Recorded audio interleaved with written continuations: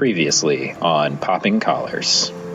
I think what I've loved about the show is that it, as a true ensemble, with a ton of heart. Mm-hmm. And it just took some time for that ensemble to gel in the way that it could. And it's always that heart of sincerity that I love about the show. Because, like, they're fighting in the bar and they were totally acting out perhaps that drunk fight you might have had in a bathroom with a friend. Be like, but I'm not mad at you, but you're mad at me, and I don't know why you're acting this way. And it's like...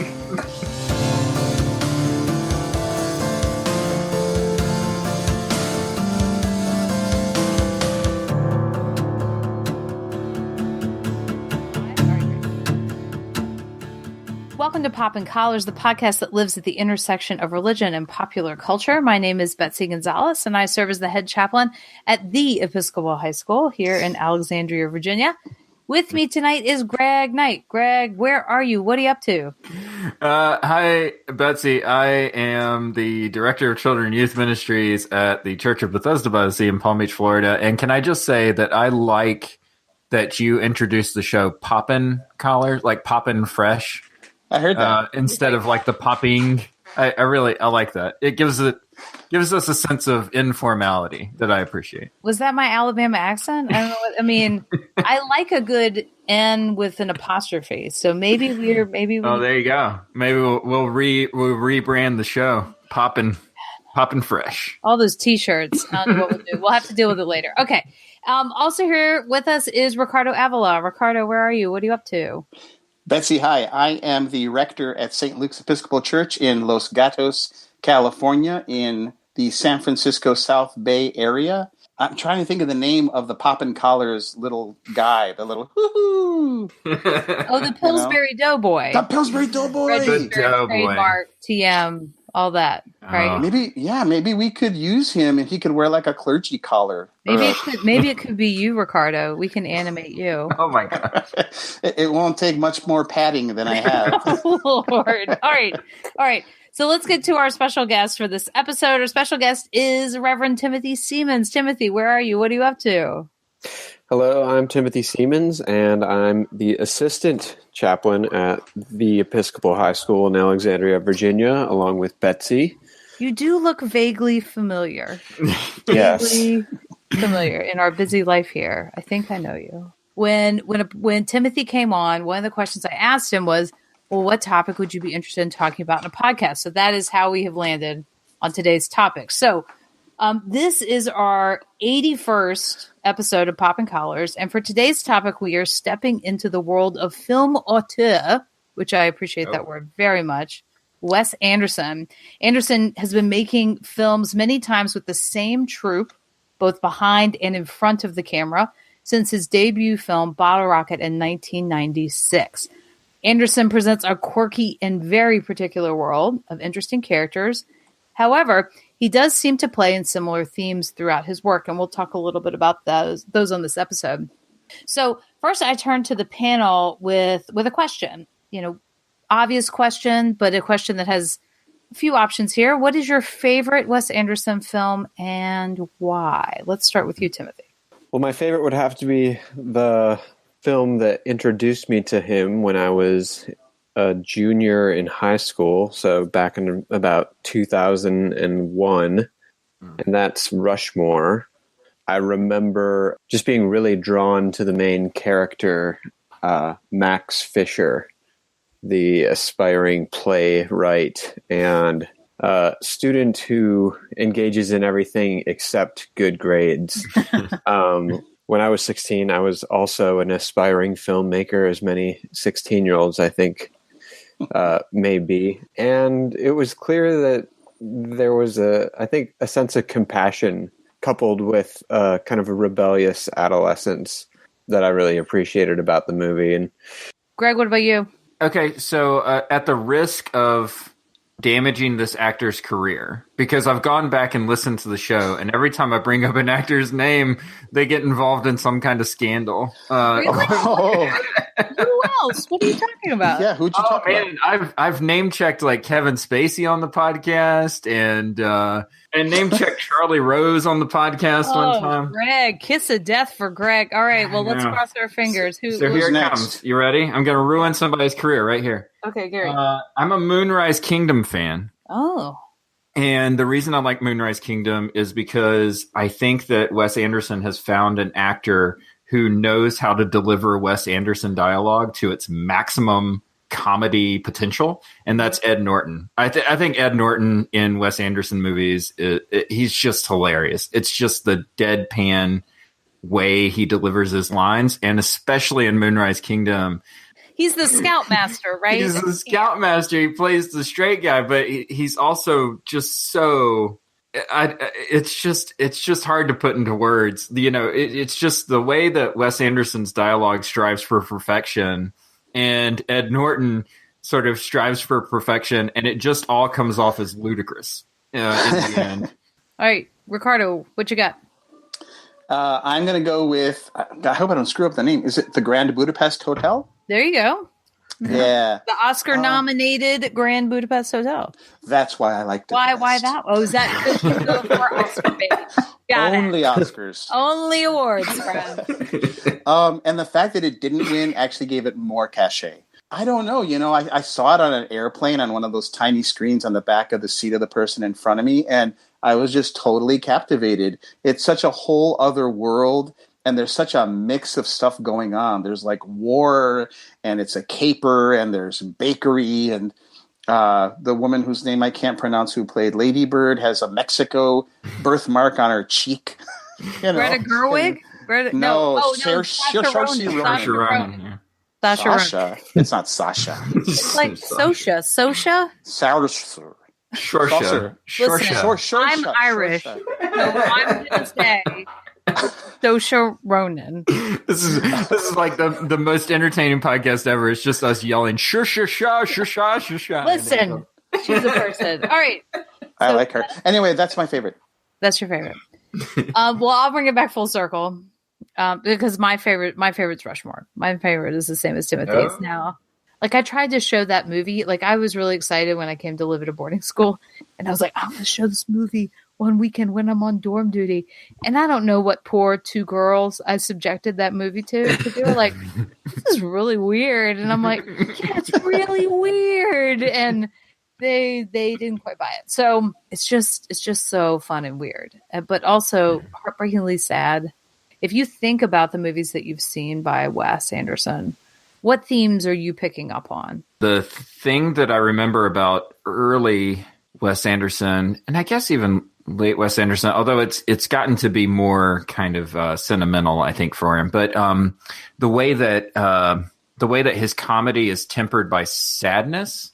There's a melancholy in some. Right. So like Bill Murray has hilarious moments in Rushmore, but the scene that always stands out to me is when he sees his wife at the pool kind of flirting with the other guy, and he climbs up to the top of the diving board, and I think he still has a cigarette in his mouth when he like jumps off the diving board, and he just kind of sinks it to the bottom of the pool, kind of like Dustin Hoffman in The Graduate. It's got that kind of like isolated, sad, kind of quality to it. And I think about that also in Royal Tenenbaums, where like after everything kind of happens in that movie, Ben Stiller has that great line where Gene Hackman is sitting beside him and he says, I had a really hard year, Dad, and Gene Hackman puts his arm around, and it's, it's those sort of quiet, sort of melancholy moments that show up that you're like, wow, he really gets at something, in these movies, like how life is kind of balanced by this, bizarre things and sad things. Yeah, I think it does vulnerability well without dwelling on it too long to make it a pity party or something like that. I mean, you can look at almost any of his movies, and at some point they have like a crescendo of melancholy where somebody is in the pit so to speak, and usually they're engaged with another human in that moment of sadness. And usually, and when the person reaches out, it's sometimes like really funny. But he doesn't shy away from kind of like that kind of nakedness of emotions. I'm trying to kind of find a way to formulate this. There are kind of characters whose romantic sensibilities or exceptionalism are just bigger than their surroundings. And that seems to come up. Like I think about the little kid in Moonrise Kingdom who just, he's got that adventurous spirit and they want him to be, if I'm remembering it correctly, they want him to be a certain kind of kid, but he's just bold and he takes the girl and they run away, but they're on an island. Yeah, no, I agree. I mean, there's this, when I think about that, Ricardo, I think about this, like, this duty that characters have. They have this extreme duty that kind of overwhelms their entire character. Like there's something that I am meant to do here. Right. And so I need to go do it. Cause that's one of his things that he will fall back on is another one of my favorite words, the caper idea. And the idea of that there's a caper, there's something that's afoot. And so inside that there becomes different roles that you might play inside a caper versus you in your regular life. So, kind of what's your commitment to what's going on, what's happening, and those sorts of things. So I agree with you. I think there's times when the characters just feel larger, and some of it is because of their innate, honed sense of duty that they're carrying around too. And sometimes you have traits that define you that you don't necessarily like about yourself. I'm thinking of like Chief from Isle of Dogs when he tells people, I bite. And he says it in a way that's kind of like, I wish that I didn't bite, but that's who I am. I bite. Right. Right. Well, certainly the little boy in Isle of Dogs and his sense of mission and duty, he does this thing that no one would do in that society. He goes to rescue his dog. Yeah, I think for me, some of the themes of connection and disconnection always speak to me because he often will explore these dysfunctional families, but this idea of families that are just a little odd and a little off, but actually they represent the brokenness that all of us feel. Yeah, that we're all people who aren't always in the best places that we would like to be in terms of our relationships, and they represent that well. And so that yearning for that connection, and maybe like through the caper, we can transform it and it can become something else. But like watching, Max Fisher and his father, or the Royal Tenenbaums themselves.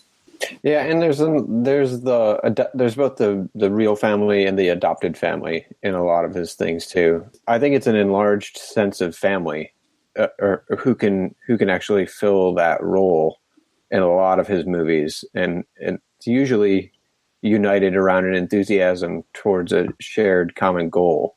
At least in Rushmore, that's definitely the case. And actually, he ends his films with the slow-mo of people together. Yeah, no, I would agree. And I'm a real, now that you name it in that way, I'm a real sucker for a group of people working together to try to do something. I mean, it's one of the few reasons I defend the movie Twister on this podcast. It's a group of people working together under duress. Who do you become in the eye of the tornado? Right? So I think oh my God.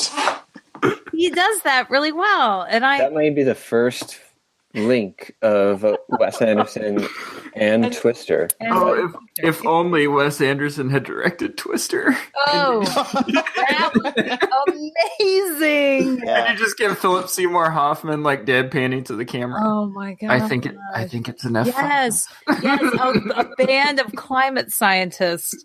That sounds in Kansas. I went looking at kind of some of his techniques and different things he does. There was a word that popped up in there that I'd never heard before called knolling. Knolling is a process of arranging related objects in parallel or at 90-degree angles as a method of organization. So like if you go to the Wikipedia page, like it has like a poster of like a deconstructed camera, like all the little parts all arranged in this very particular way. And I was like, oh yeah, he does do that. The particularity of visuals that he likes to display inside his movies, and he does that with kind of whether it's a bulletin board that has everything on it and everything connects in some way, like in Isle of Dogs or whatever it might or be. the sushi scene, like the meticulousness of like, you know, the making of the sushi. Mm-hmm. Or the kidney operation at the end of the movie. Now that I think about it. Yes. Yeah, all very particular. Yeah. Mm-hmm. And I guess that's what I would say about a Wes Anderson movie. And I wonder if there's a director working now or in the past that had such an extreme aesthetic. I mean, like the thing about a Wes Anderson movie, and I don't know that I'm necessarily a huge Wes Anderson fan. I did fall asleep during Isle of Dogs. But it was a late showing. Come on. To my credit, it was a late showing. 7 p.m.? But yeah. But I think that the thing about a Wes Anderson movie is that you know exactly, like I didn't need to go into Isle of Dogs to know exactly what that movie was going to be. It was going to be straight on characters talking to the camera, symmetry, meticulousness, like a well-crafted shot. Even if it's stop motion, right? Like, I mean, I know exactly, like if I see this is a Wes Anderson film, I know exactly what kind of film I'm going to get. Maybe not what the subject's about, but I know what is going to happen. Yes, his particularity, you know, I started to look at, you know, so, okay, some of the ways he's described. Obsessively symmetrical compositions, right? Deliberately limited color palette. Right. Mm-hmm. Particular ways of drawing the eye and walking shots and snap zooms and these sorts of things. I'm starting to wonder what kind of liturgist Wes Anderson would be. I mean, because many of those things sound like choices we make liturgically. Absolutely. Right? Straight up. I mean, honestly, yes. Because any liturgy teacher, like especially the liturgy teachers that we had in seminary, would tell you, you should be able to walk into any Episcopal church in this country and know exactly what's happening because it's so meticulously crafted. You should know what's happening. And that's exactly what you feel with the Wes Anderson movie. No matter what the plot is, you should know what's happening because it's all crafted exactly the same way. Right. Well, I mean, the word that I'm hearing from that analogy is controlled or controlled. I mean, a liturgy, the Wes Anderson, I mean, every screenshot you see, and I don't know, I'm thinking more of the stop animation, so I don't know if this is true of all the movies, but everything is deliberate and exactly where it should be, every square inch. And with liturgies that are very formal and meticulously crafted, there is a sort of control. Maybe he'd be an Anglo-Catholic. I don't know, throw that out there. But so I guess I'll drop my bombshell now. Although I don't know, it's so funny. I was going to come on the podcast and say, you know, I just don't like Wes Anderson movies. And then I saw Isle of Dogs and I really liked it. But I think what I like about his movies is also what I don't like. Can I say this now or is it too soon? Yeah, bring it out. So I thought of this on my own and then I read it somewhere, but I thought of it first. Sure you did. I don't have proof. Good. His movies are snow globes. They're really pretty to look at, but they're set pieces and you shake them up and you see things happen, but they're remote. And I just, maybe it's who I am, but I rarely feel a connection to the characters. I love the storytelling and I love the beauty of the movies. I did not like Rushmore. Sorry. Precocious kids kind of drive me crazy. The music is great. The Rushmore soundtrack I listened to for months, but, snow globes. I see them as snow globes and they're remote and beautiful and interesting to watch for a while. And I'm sorry that I'm not sorry. That's just how I feel. But sorry, not sorry. Sorry, not sorry. I'm not sorry. No, this is good. This is good. Whoops. See, now that's interesting, Ricardo. I like that point. And what I would ask is, do you feel the same way about, like, when Betsy's question of, like, tying this meticulousness and this order to liturgy? Like, do you feel the same way about liturgy? Do you feel like it is kind of like a snow globe where things happen, but you're not necessarily affected by it? No, I don't. I can see how that can be the case if there's no real kind of emotion or angst or kind of churning going on. But I think a good sermon and or scripture readings well explicated, or prayers of the people really kind of movingly brought forth can change a service. And people come back Sunday after Sunday and they don't seem to get that bored. I mean, I don't either. So no, I wouldn't say that. He is obviously extremely ordered, and his scenes are, nothing is there by mistake in any of his things. And in that, like, he's a lot like Stanley Kubrick. I think where I would disagree with Ricardo is that what makes his movies work within those is that he gets actors who are on the more unpredictable side, or at least they weren't always predictable. So, like, he was Owen Wilson. You're not going to get the same thing every scene, at least when he was in his early 20s, which is when he was writing and starring in Wes Anderson's movies. Right. He's taken a highly contained atmosphere and then interjecting like a highly not uncontrolled, but like a unpredictable kind of character within that space. Yeah, at least that's the way that I read it. But all that to say is, within a liturgy, I like a highly ordered liturgy as well. But I like it when the people within it can kind of, within that order, can kind of goof off a little bit and, laugh and not take themselves too seriously. Yeah, it's interesting because Timothy came in new this year, so we've been messing around and redoing, changing how chapel is, how it's done, giving it more structure, more participation from the congregation, and making it more ordered. And initially, it was like, oh, this is way too churchy, like this isn't working. But then once people settled into it, it's totally changed. And now it's very strange. I've had conversations with students about going back. They're like, that would feel so weird. Like I'm very interested to have alums who occasionally come in and participate and to be like, whoa, what was that? That was different. But at the same time, like in terms of, I have been left cold by liturgies. I think we all have. That there are times that we have gone to go worship in that place, even as much as I'm trying to kindle a fire within me, like it leaves me a little cold, and it shows me that, like, what I appreciate when I go to places. Like, I remember returning to DC, and I was working at a school in Potomac, Maryland. Shout out St. Andrew's Episcopal School, and I needed to find a parish to be at regularly as a deacon on Sundays, because the bishop's like, you got to be somewhere, you got to do that Sunday thing, you got to get some of that down because you're not doing that at school all the time. And I went to a church on Capitol Hill, Christ Church, Capitol Hill, and I visited several places, but I went in there and it was kind of what Greg said. Like, I knew what season it was.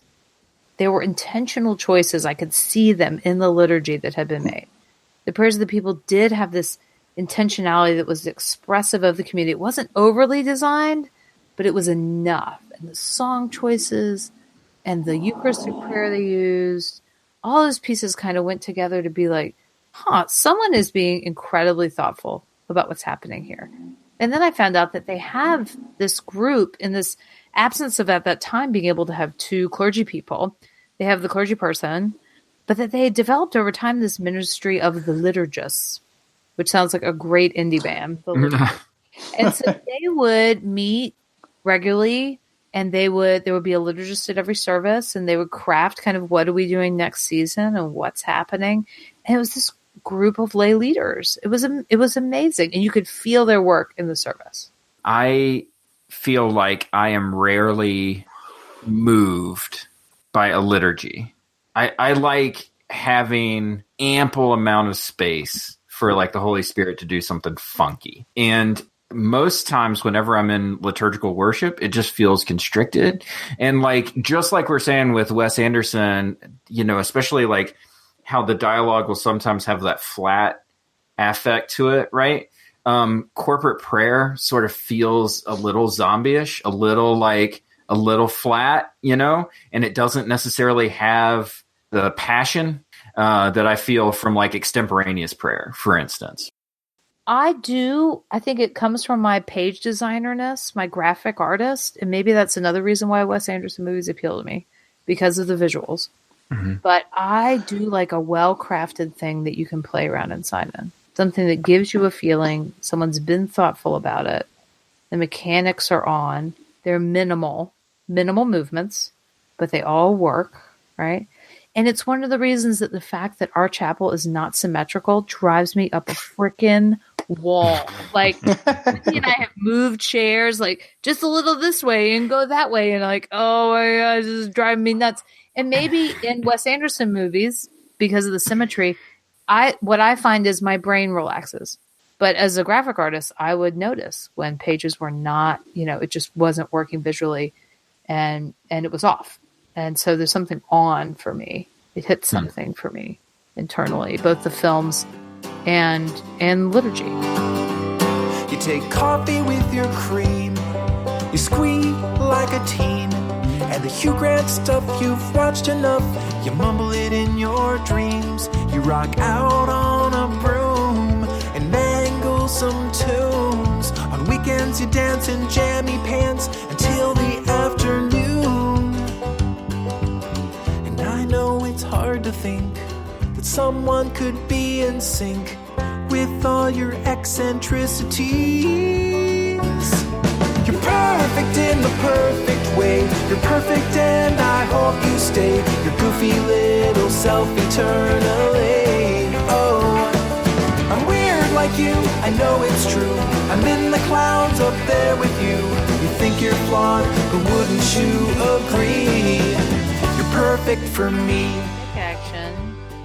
So on our episodes, we do a little staff pick, a little bit of something that has captured the attention, and we want to recommend it. Greg, you have a staff pick? I do have a staff pick. So as fans of this podcast, no doubt know, this here, I am a big fan of The Wire, the television show The Wire. It's the show that I will watch on repeat. Yes. Over and over again. And there is a new book out about the making of The Wire. It's called All the Pieces Matter. It's a collection of interviews by Jonathan Abrams, who goes and interviews the cast and the creators and people who worked on the show and stuff like that, and gets their take on participating on the show. And it's really, I think what I really like about it is that it's this great television show that was made by people who never really worked in television. So it's created by David Simon and Ed Burns. Ed Burns was a cop in Baltimore, a detective, and David Simon was a reporter working for the Baltimore Sun. And the two of them came up with this story called Homicide, Life on the Killing Streets, that became a network television show. And then they did The Corner, and then they did The Wire. And The Wire is like their big piece kind of writ large about the drug trade in Baltimore.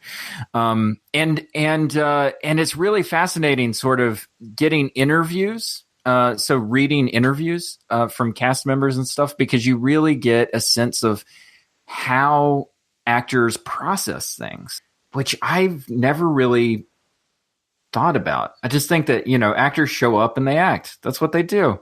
But it was nice, like sort of seeing, the ones that had to play addicts. Like, how do you play an addict if you're not an addict yourself, right? And, it was the breakout role for Idris Elba in the States and Dominic West in the States, and like seeing these British actors sort of come over and try to figure out how to play sort of street level American drug dealers and cops and stuff like that it's fascinating. So I would recommend All the Pieces Matter by Jonathan Abrams, because especially when you work for a church world and you have, or a school, or really any industry, and you have a lot of different things that happen that make the thing happen. It's not just one person that does everything.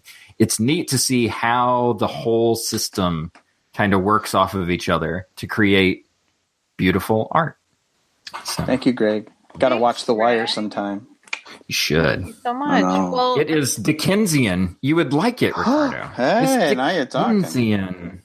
Where can people find our podcast, Betsy? oh, all of the places, Greg, where the places podcasts live, including this app on my phone. I don't really know what its name is, but that's where I get it. But Stitcher. you can find it wherever you get your podcast needs met, whether it's iTunes, Stitcher, SoundCloud, wherever it happens to be. You can also find us on Episcopal Cafe, where you can get all of your need for a fix for Episcopal news needs met, right?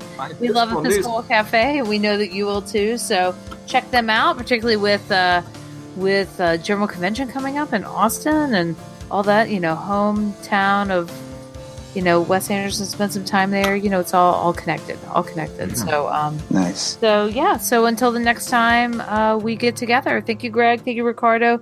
Thank you, Timothy, and everybody. Have a good night. And keep those colors popped. Pop, pop.